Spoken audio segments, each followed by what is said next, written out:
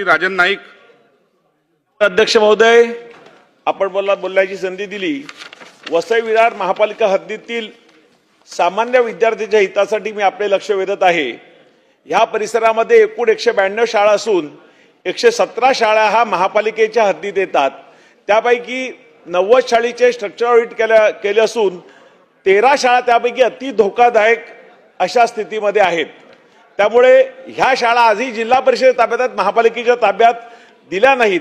त्यामुळे ह्या शाळा महापालिकेच्या ताब्यात जिल्हा परिषदेने देऊन त्या महापालिका चांगला ठीकठाक व्यवस्थित करतील. तिथे शिकत असलेले विद्यार्थी जीव मुठीत धरून आहे. शाळेचं किंवा प्लास्टर खडते, फरशी खराब झाली आहे, स्लॅब खराब झाले आहेत, शाळेला गळती लागली आहे. त्यामुळे ह्या शाळा जिल्हा परिषदेने महापालिकेकडे वर्ग करावा. महापालिका त्यासाठी प्रयत्न करत आहे, परंतु जिल्हा परिषद अजूनही त्या शाळा महापालिकेकडे देत नाहीत. त्यामुळे शासनाने याकडे लक्ष घालावं अशी मी विनंती करतो. धन्यवाद. सन्माननीय सदस्य